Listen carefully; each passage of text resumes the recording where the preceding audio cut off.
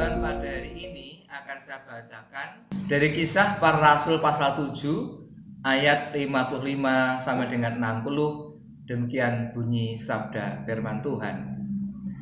Tetapi Stefanus yang penuh dengan Roh Kudus menatap ke langit, lalu melihat kemuliaan Allah dan Yesus berdiri di sebelah kanan Allah. Lalu katanya, "Sungguh aku melihat langit terbuka dan Anak Manusia berdiri di sebelah kanan Allah." Maka berteriak-teriaklah mereka dan sambil menutup telinga serentak menyerbu Dia. Mereka menyeret Dia keluar kota, lalu melemparinya, dan saksi-saksi meletakkan jubah mereka di depan kaki seorang muda yang bernama Saulus. Sedang mereka melemparinya, Stefanus berdoa katanya, "Ya Tuhan Yesus, terimalah rohku." Sambil berlutut ia berseru dengan suara nyaring, "Tuhan, janganlah tanggungkan dosa ini kepada mereka." Dan dengan perkataan itu meninggallah ia. Demikian bunyi sabda firman. Yang berbahagia ialah mereka yang mendengarkan sabda firman Tuhan dan yang memeliharanya. Haleluya. Amin.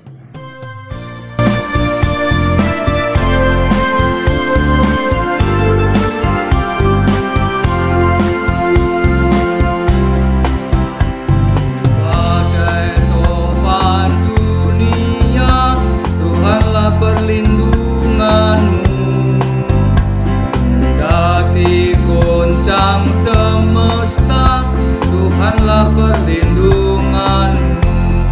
Ya Yesus, gunung batu di dunia, di dunia, di dunia. Ya Yesus, gunung batu di dunia, tempat berlindung yang teguh. Biar badai menyerang, Tuhanlah perlindunganmu. Padanya kau tetap tentram, Tuhanlah perlindunganmu. Ya Yesus, gunung batu di dunia, di dunia, di dunia. Ya Yesus, gunung batu di dunia, tempat berlindung yang teguh. Saudara-saudara yang dikasihi Kristus, seandainya saudara-saudara itu naik perahu atau kapal yang sedang diombang-ambingkan oleh angin badai, kira-kira Bapak Ibu harus berpegangan kencang atau biasa saja? Mari bayangkan. Kalau Bapak Ibu dan saudara berpegangan biasa saja, mungkin akan terlepas dari perahu dan terlempar ke laut dan kemudian tenggelam, ya kan? Maka harus berpegangan kencang, kuat, kokoh. Itulah sebetulnya iman. Iman diperlukan agar kita tidak terombang-ambing, terlepas dari guncangan badai topan kehidupan. Tema kita pada hari ini adalah beriman, bersaksi, dan berkarya bagi Tuhan. Jadi dalam perjanjian lama, iman itu diartikan berpegang teguh, sehingga orang harus berpegangan kuat, teguh, supaya dia tidak terlepas dari badai topan kehidupan yang mengguncang hidupnya.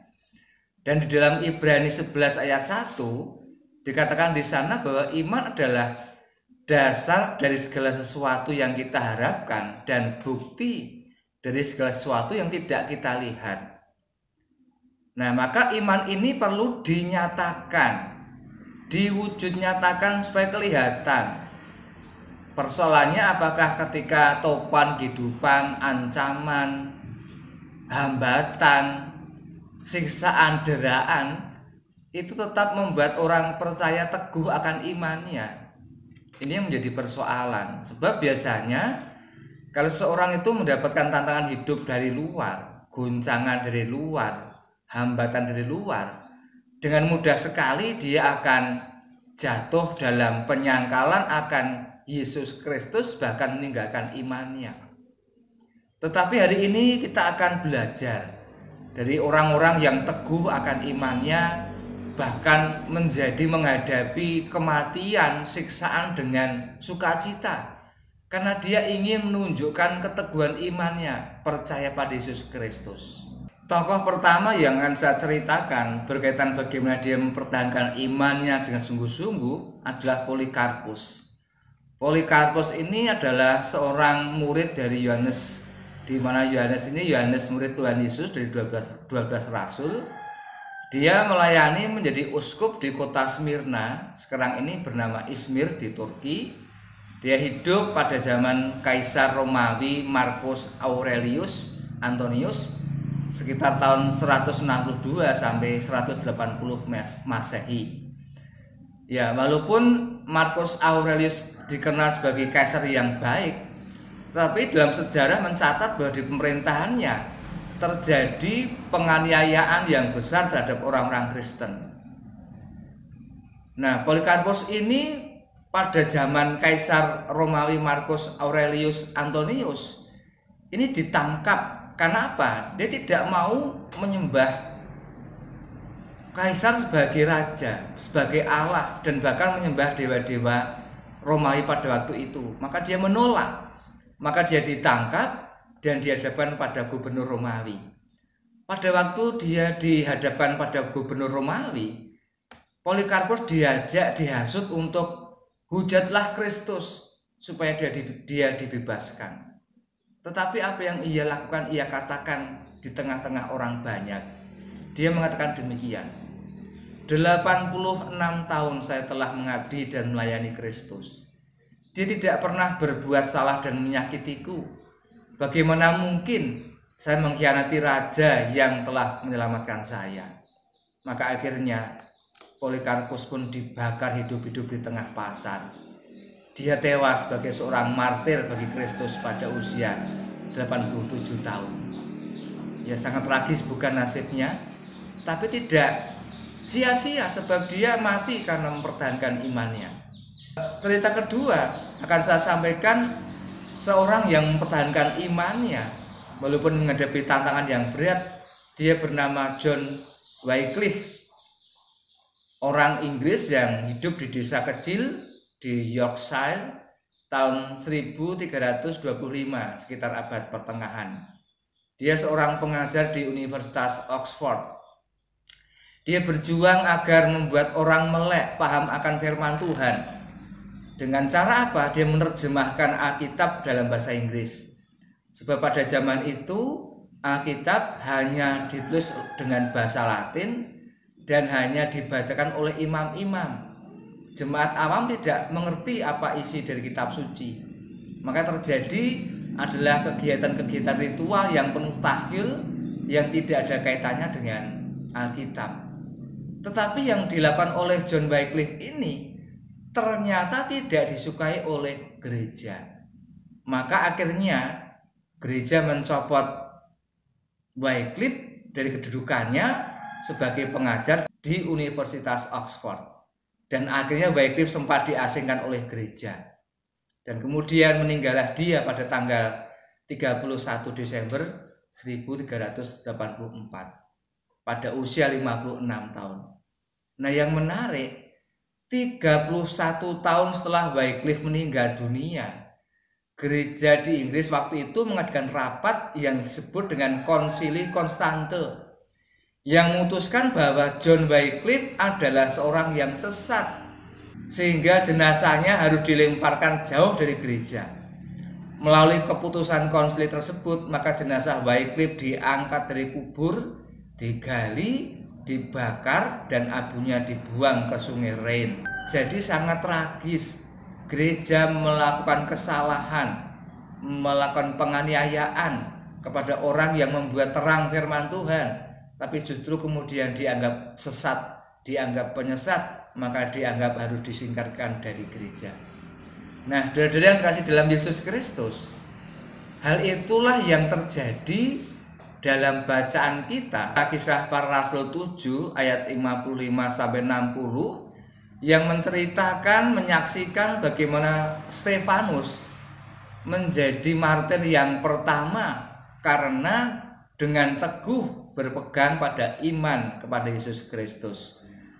Nah, sebetulnya dia menjadi martir bukan oleh orang yang tidak mengenal Tuhan, bukan oleh orang tidak beragama, tetapi oleh orang-orang Yahudi. Nah, saudara kasih dalam Yesus Kristus, Stefanus ini muncul dalam kisah Alkitab di Kisah Para Rasul pasal 6 mulai ayat 1, di mana waktu itu karena orang-orang Kristen sudah banyak berkembang dan ke-12 rasul merasa kewalahan, sehingga pada masa itu timbullah sungut-sungut di antara orang-orang Yahudi yang berbahasa Yunani terhadap orang-orang Ibrani, karena pembagian kepada janda-janda mereka diabaikan dalam pelayanan sehari-hari.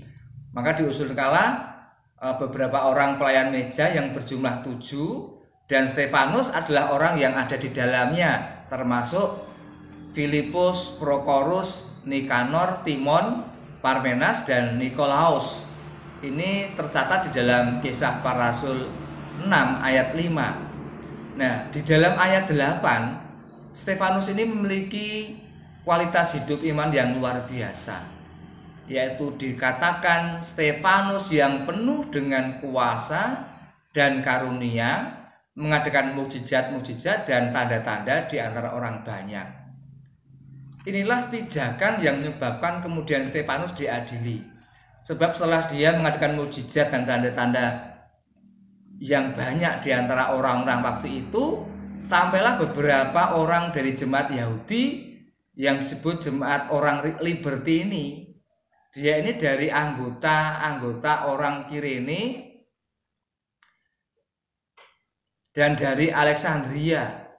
Kemudian dengan bersama beberapa orang Yahudi dari Kilikia dan dari Asia, orang-orang ini bersoal jawab dengan Stefanus, tetapi tidak sanggup melawan hikmatnya dan roh yang mendorong dia berbicara. Lalu karena mereka tidak puas, mereka menghasut orang dengan mengatakan bahwa Stefanus telah mengucapkan kata-kata hujat terhadap Musa dan terhadap Allah. Inilah yang menyebabkan kenapa kemudian Stefanus diadili di depan mahkamah agama. Maka Stefanus kemudian berbicara banyak bahwa sebetulnya dia tidak menghujat Musa dan menghujat Allah. Maka dia menjelaskan bagaimana sejak perjanjian lama, sejak Abraham, Ishak, Yakub, dari memberi janji keselamatan sampai menuntun umat Tuhan dari Mesir ke Kanaan oleh Musa menuju keselamatan, tetapi bangsa yang dituntun Musa adalah bangsa yang tidak setia, bangsa tegar tengkuk, bangsa yang keras kepala, seperti yang sedang dihadapi oleh Stefanus. Maka di pasal 7 ayat ke-51, Stefanus mengatakan kepada orang-orang yang mengadili dia demikian: "Hai orang-orang yang keras kepala dan yang tidak bersunat hati dan telinga, kamu selalu menentang Roh Kudus, sama seperti nenek moyangmu, demikianlah juga kamu." Maka mendengarkan kata ini, anggota-anggota mahkamah itu kemudian sangat tertusuk hati mereka. Mereka menyambutnya dengan gertakan gigi, bayangkan. Jadi marah geram atas perkataan Stefanus yang kemudian membuat mereka semakin memuncak, kemudian terus membunuh Stefanus.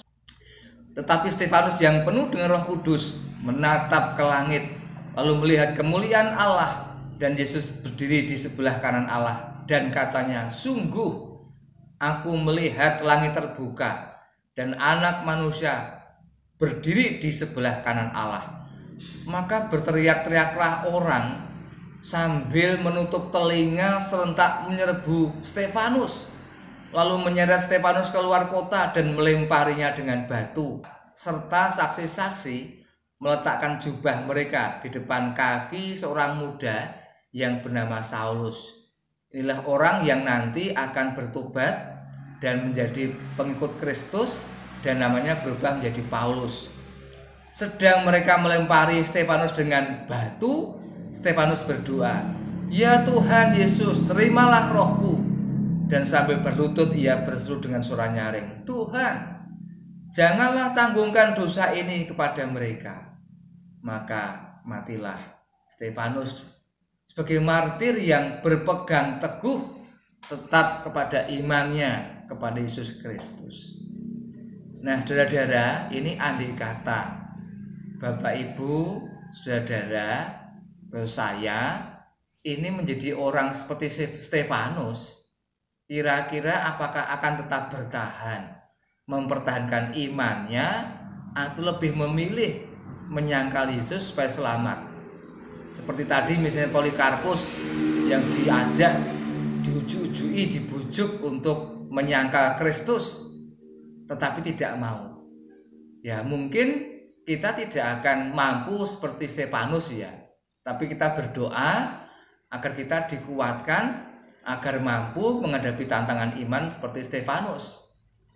Ya, memang zaman yang kita hadapi tidak seberat zaman pada waktu para rasul menghadapi tantangan iman yang pertama-tama, di mana ketika kekristenan berkembang, penganiayaan yang dialami oleh jemaat mula-mula itu luar biasa. Seperti misalnya yang dijelaskan di dalam kitab Ibrani 11 ayat 36 dan selanjutnya. Mereka itu diejek, didera, dibelenggu dan dipenjarakan. Bahkan pada zaman itu sudah bukan rahasia lagi, orang-orang Kristen yang ditangkap itu dipenjarakan, ada juga yang disiksa, diadu dengan binatang buas. Bahkan kesaksian Ibrani 11 ayat 37, mereka dilempari dengan batu seperti Stefanus ini, digergaji, dibunuh dengan pedang, ada yang mengembara dengan berpakaian kulit domba, pergi ke hutan-hutan. Ya, seperti tradisi gereja sekarang ini bahwa Petrus itu mati disiksa dengan disalib dengan kepala terbalik, artinya kepala di bawah. Thomas itu katanya mati disiksa digoreng. Yohanes ditusuk dengan pedang dan sebagainya. Ini sangat mengerikan, biadab. Bahkan tidak menunjukkan keberadaban suatu golongan manusia. Tetapi itulah yang telah terjadi. Kesalahan pernah terjadi. Bahkan waktu itu yang namanya gereja pun juga melakukan penganiayaan terhadap misalnya Polikarpus, misalnya John Wycliffe yang saya ceritakan di depan. Tetapi itulah tantangan real yang kita hadapi. Nah, sekarang ini mungkin kita tidak akan menghadapi hal yang sehebat ini. Tetapi apakah kita kemudian menjadi kendor, menjadi longgar? Padahal beriman itu berarti berpegang teguh. Beriman itu berarti berkeyakinan yang menggerakkan hidup kita, menggerakkan jiwa kita menjadi orang-orang yang dengan tekun melayani Tuhan. Maka sebagai orang yang beriman harus berpegang teguh pada keyakinan akan keselamatan yang diberikan oleh Yesus Kristus kepada kita. Itulah yang seharusnya menggerakkan, mendorong, menghidupi, membuat isi roh kehidupan ini untuk apa? Menjadi pengikut Kristus yang setia. Nah, kesetiaan ini tentu saja terwujud dalam karya nyata untuk kemuliaan nama Tuhan. Identitas yang sungguh-sungguh, yang jelas, yang cetok untuk mengikut Tuhan. Inilah sekarang ini yang menjadi urgen, menjadi penting, menjadi real harus kita lakukan. Sehingga tidak abu-abu, sehingga tidak buram, tetapi jelas. Untuk apa? Berkarya bagi kemuliaan nama Tuhan. Maka mari kita beriman, bersaksi melalui hidup kita, dan berkarya untuk Tuhan sebagai wujud bahwa kita sungguh-sungguh percaya beriman kepada